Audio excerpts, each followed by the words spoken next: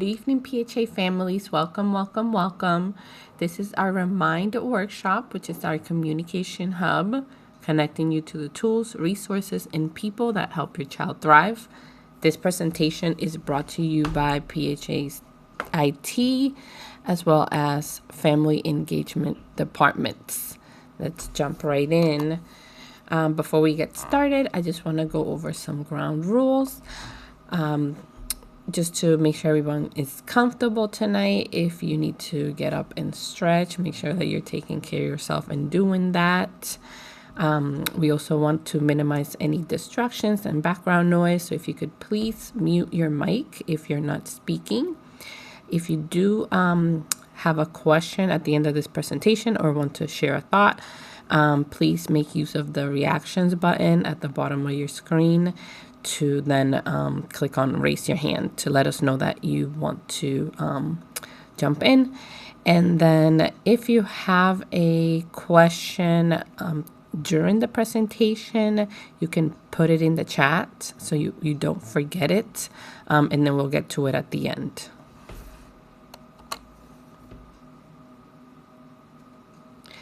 So these are the topics that we're going to cover tonight. First, we'll do a quick introduction of the Remind platform. Then we will discuss how to claim your parent account.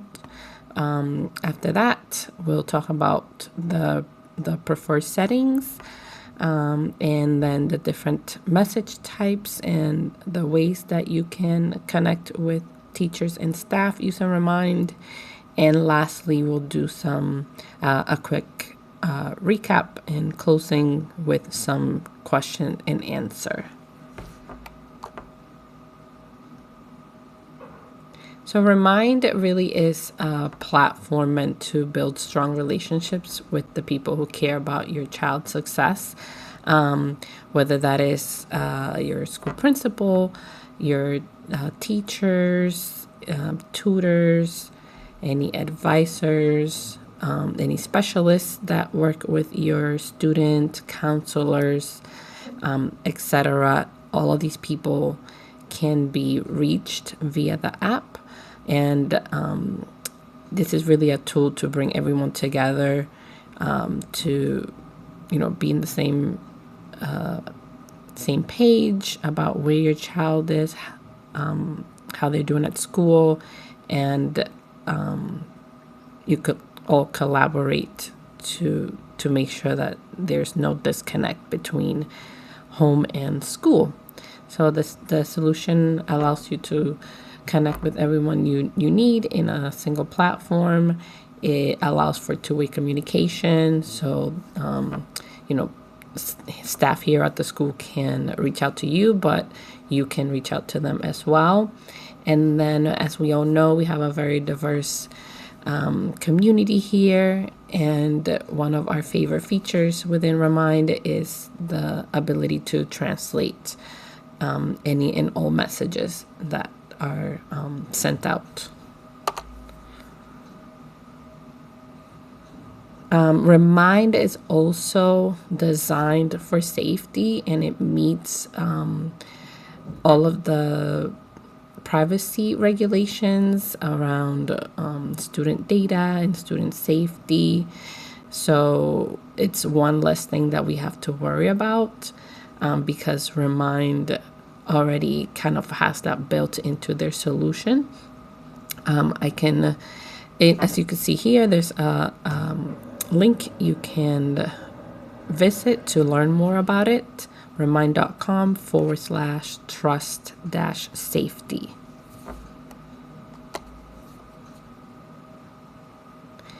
Now let's get into how you can claim your account. So one of the ways that you will get notified that your account was created is via email. So the school collects your email address, your phone number, and all your information when you register your child, and we use that contact information to automatically create your account. So there's no account creation process for you. We take care of you know, of all of that, connecting your child, connecting the classes. All you have to do is claim the account, and you will receive an email that looks similar to what you're seeing on the screen right now, which says welcome to Remind, and it has a button that says claim account. Once you click on that, it'll bring you to another page where you will be asked if you've used Remind before. Now, this part is very important. In this case, please keep in mind that 2 accounts are not better than 1. You actually want to try to only have 1 Remind account, even if you use Remind for other organizations. For example, my first experience with Remind was with my daughter's summer camp. They used Remind, and then when I came to work at PHA and we started using Remind, I just merged the account so that I was able to see everything in one place. So when you get to this page, you want to make sure you select the correct option. If you're new, brand new to Remind, I've never used it before, you want to click on no, I am new to Remind. But if you do have an existing account, you do want to go ahead and click yes, I have one, and then enter your username and password. Another thing I want to point out is that if you are having trouble finding this email invitation, is that you want to make sure you check your spam or junk folder in your inbox. Sometimes the email goes there. If the email is not in your spam folder, another thing you can try as a troubleshooting step is going directly to remind.com/login, and then type in the email address with which you register your child. And then it should prompt you to set a new password. You could click forgot password, and then it'll send you a link to reset the password and create a new one. If all that fails, you can always reach out to us directly for further assistance. At the end of the presentation, I will be sharing how to do that, how to get in contact with us via the Family Tech email.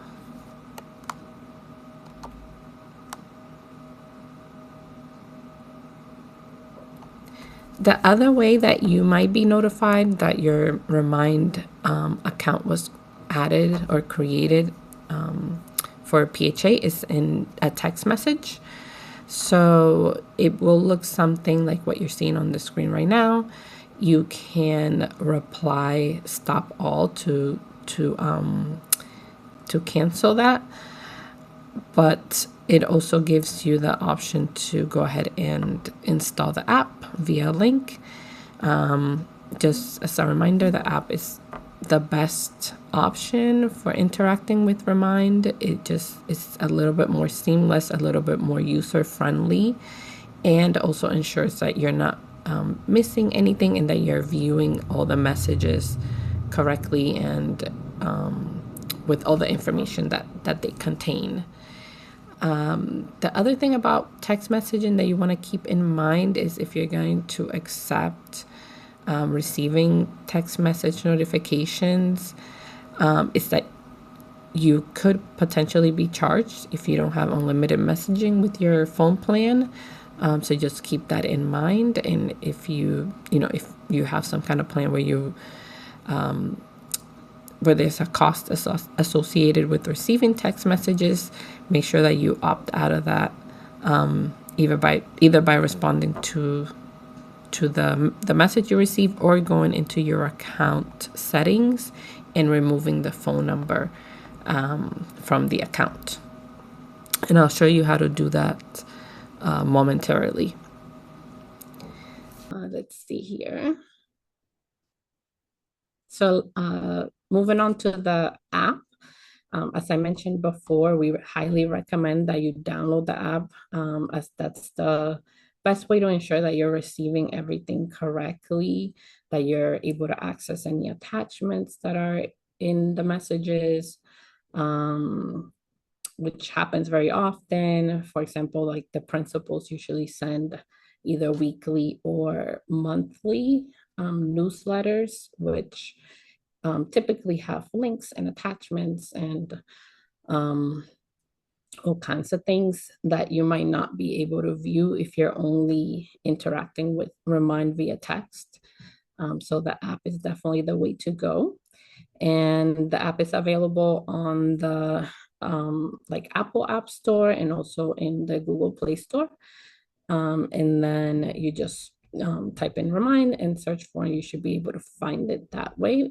Once you have the app installed, you can either just launch it and put in your username and password as you set it when you were claiming your account.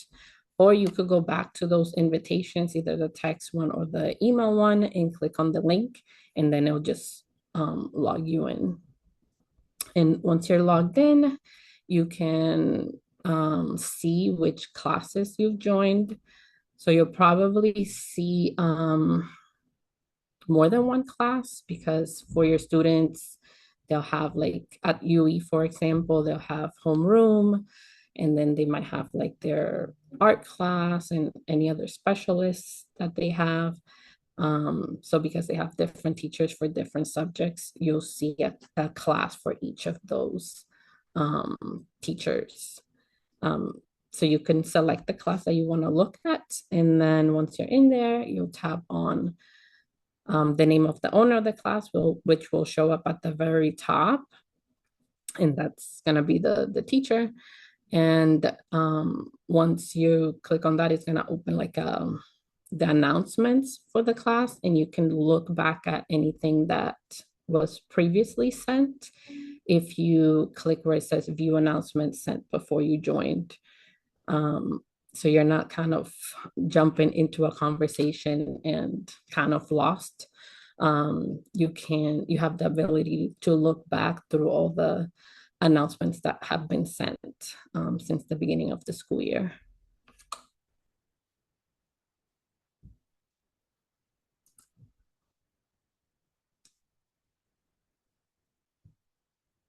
All right, so for account settings, there are a few that we're going to go over, starting with how to set your notification preferences. I kind of alluded to this a little bit earlier, but we're going to focus on how to do that, whether you're on the website or on the Remind app. So you'll see that the screen is split into two sides. On the left side is the screenshots for how to do it if you're on the website. You'll see your name in the top left corner. If you click down on that, you'll get a menu and you'll be able to select account settings. And then once you're in the account settings, there's a menu on the left-hand side, a navigation menu, which you can use to select notification preferences.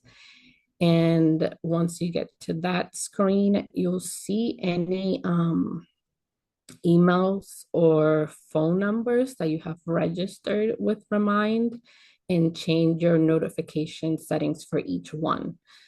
So if you know that you don't really check email or you are mostly on your phone, you might want to turn off notifications for email. But if you're somebody that maybe works an office job and you're always on your computer and are not on your phone as much but are on email, then you might want to turn on the email and turn off the notifications for text messages. So in the screenshot, I don't know if you're able to see it very clearly, but this example here, they have two different email addresses. They have a phone number for text messaging, and then it'll show like a device, like your phone or a tablet. If you have the app installed on those devices, each device will show up here individually.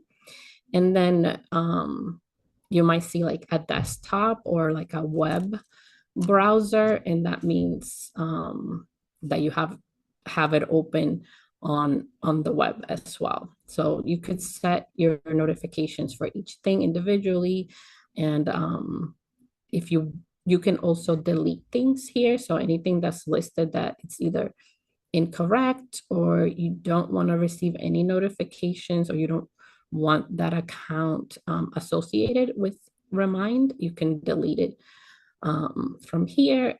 Or conversely, if you want to add something, like perhaps there's a secondary phone number that you want to add, then you can do that here as well. And then if we move over to the app, the steps are pretty much the same. It just looks a tad bit different. The screenshots that you see here are for an iPhone or iOS device, but it's pretty much the same whether you have iOS or an iPhone or an Android device. Um, Again, you'll see your name in the top left corner. You'll see a little gear icon that you can click on, and then you'll see the option to go into your account settings and then notifications. And then from there, again, you'll see a list of all your connected devices, email addresses, and phone numbers. And you can click on the three little dots to change the notification settings. So you could turn them off or you could remove the account. I'm sorry, or you could remove the contact from the list.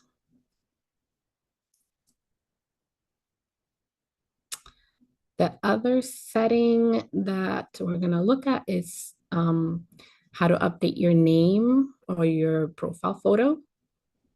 So again, it's pretty much the same. You're always going to go into the same area, click on your name in the top left corner, go into account settings, and then instead of going to notifications, you're going to go to profile.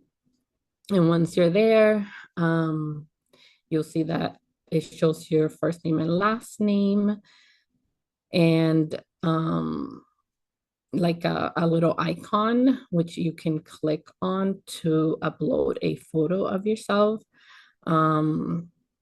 This, you don't have to do this step unless you want to, but it is helpful on the teacher's end to be able to put a face to the name. And especially as a newcomer, if you're new to the school, and also for if we have if your teacher has their class set up for parents to be able to speak to other parents, then those other parents can have a face to put to the name as well. And then if you have like a preference of what you want, what you like to be called that's different from what's in our system, you can also change your name here to how you want your name to appear.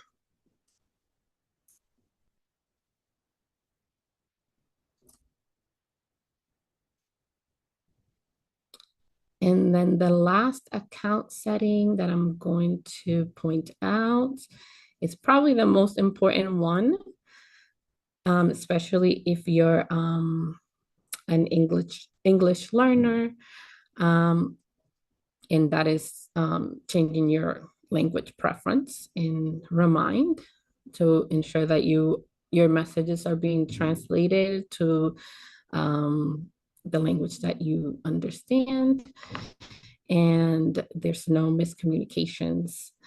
And the way to do that is to, again, like I said, you're gonna keep going to the same place on the website or on the app.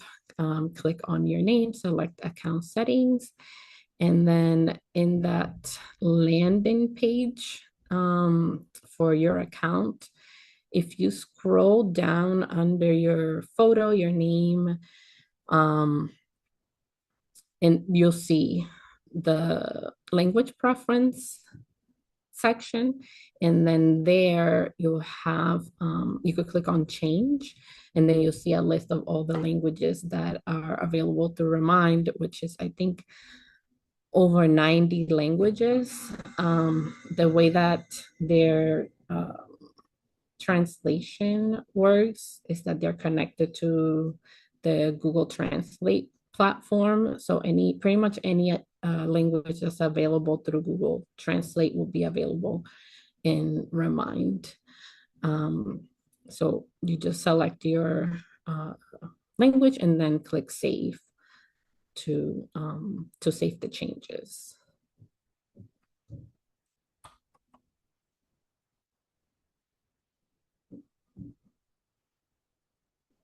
So just to do a quick recap, one of the uh, issues, there might be small issues that you run into if you're using the texting feature, or if you're doing a voice call with one of the numbers that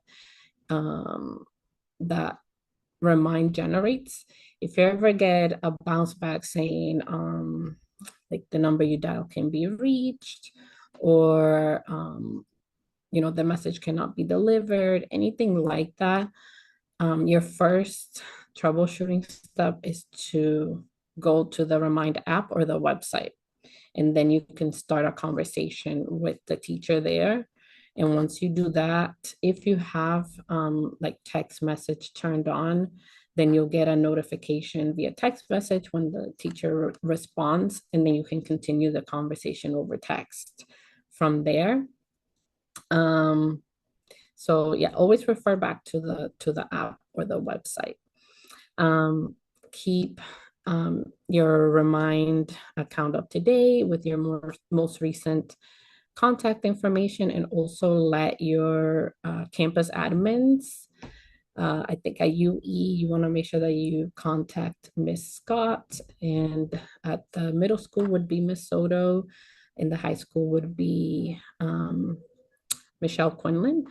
So you can contact one of those individuals to just notify them if you have a change of address, a change of number, change of email address, to ensure that you're receiving messages. And also, if your number gets reassigned, if your number changes and your old number gets reassigned to someone else, that person doesn't have access to, or isn't receiving your messages by accident. So very important to do that. And keep the engagement with your teachers. You are able to initiate conversations with anybody at your child's school, anybody that's connected to your child. So any teacher, any specialists, counselors, and any school admins.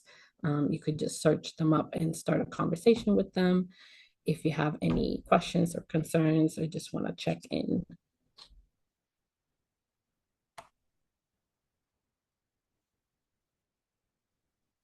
And then lastly, I just wanted to let you know how to contact us if you have any additional questions, or you run into issues with claiming your account.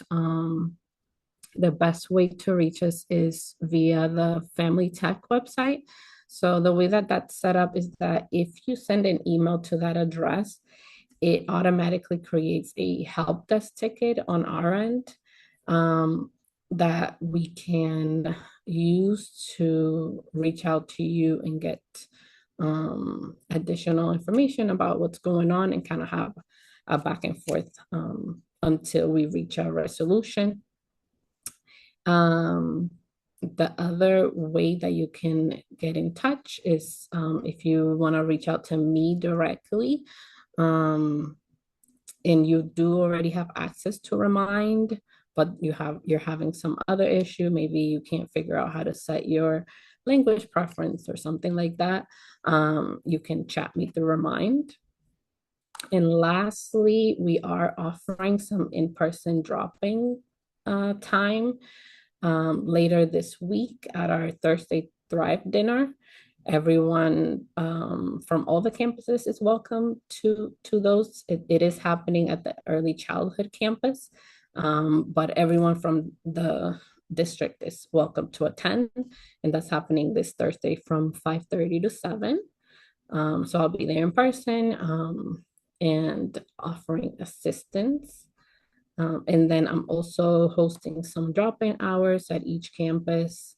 I'll be at UE on Tuesday morning from 7:45 to 8:45. And then the Friday after that, I'll be at the high school, middle school, which is the same campus. Um, just two different buildings, but it's the same location. So I'll be there for those families on Friday from 8 to 9.